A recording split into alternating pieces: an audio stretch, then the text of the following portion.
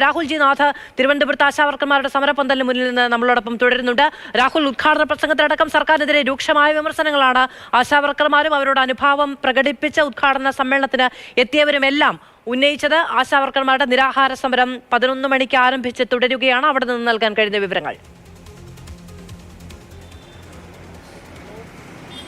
അതുതന്നെയാണ് വലിയ നിക്ഷേപങ്ങൾക്കെതിരെയുള്ള മറുപടികൾ ഉണ്ടായിരുന്നു. വലിയ വിമർശനങ്ങൾ സംസ്ഥാന സർക്കാരിനെതിരെ ഉൾപ്പെടെ ഉദ്ഘാടന പ്രസംഗത്തിൽ കെജിതാൽ ഉൾപ്പെടെയുള്ളവർ ഉന്നയിച്ചിരുന്നു. അതിനുശേഷം ഇപ്പോൾ എന്തായാലും സമരം ആരംഭിച്ചു കഴിഞ്ഞു.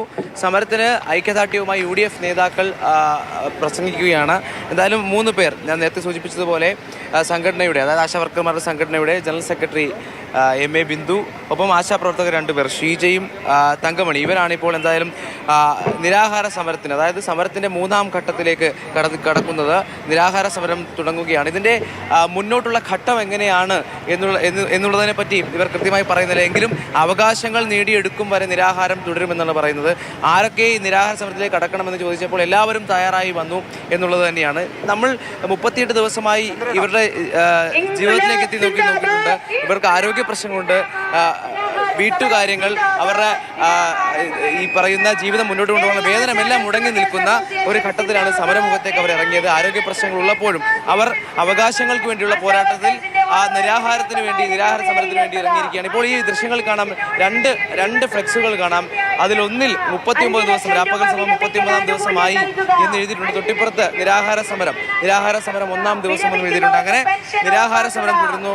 ഒപ്പം രാപ്പകൽ സമരം അത് 40ാം ദിവസത്തിലേക്ക് കടക്കുകയാണ്. എന്തായാലും വലിയ വിമർശനം സംസ്ഥാന സർക്കാരിനെതിരെ ഉന്നയിക്കുന്നുണ്ട്. സമരം ഇത് മുന്നോട്ട് പോകുമെന്ന് തന്നെയാണ് അവർ പറയുന്നത്. കാരണം ഇത്രമാത്രം പിന്തുണ അവർക്ക് ലഭിക്കുന്നു. ഒപ്പം ആരോഗ്യമന്ത്രി ഡൽഹിയിലേക്ക് പോയി വിഷയങ്ങൾ ഉന്നയിക്കുന്ന തരത്തിലേക്ക് സമരത്തിന് സമ്മർദ്ദം ചെലുത്താൻ കഴിഞ്ഞു എന്നുള്ള ആത്മവിശ്വാസം സമരക്കാർക്കുണ്ടെങ്കിലും അവർ എല്ലാം പറഞ്ഞു കഴിയുമ്പോഴും ഏറ്റവും അവസാനം ഇത് പരിഹാരം ഉണ്ടാകും, പ്രതീക്ഷ ഉണ്ടാകും എന്ന് തന്നെയാണ് പറയുന്നത്. കാരണം ഒരു കാലത്ത് സർക്കാരിനൊപ്പം പ്രതിസന്ധികളിൽ നിന്ന വ്യക്തികളാണ്.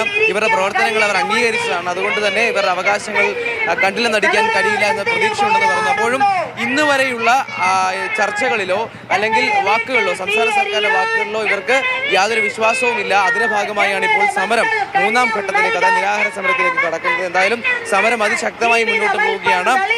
സാംസ്കാരിക മേഖലയിലുള്ളവർ പ്രതിപക്ഷ സർക്കാരിനെതിരായി ഇത് പ്രതിപക്ഷം ഒരു രാഷ്ട്രീയ ആയുധമായി ഉപയോഗിക്കുന്നുണ്ട്. അവർ ഇപ്പോൾ ഐക്യദാർഢ്യം പ്രഖ്യാപിച്ചുകൊണ്ട് സംസാരിക്കുമ്പോൾ സംസ്ഥാന സർക്കാരിന്റെ എല്ലാ ഘട്ടത്തിലുമുള്ള വിമർശനങ്ങൾ, എല്ലാ ഘട്ടത്തിലുള്ള അധിക്ഷേപങ്ങൾക്കെതിരെ മറുപടികൾ പറയുകയാണ്. എന്തായാലും സമരം അതിശക്തമായി മുന്നോട്ട് പോവുകയാണ്.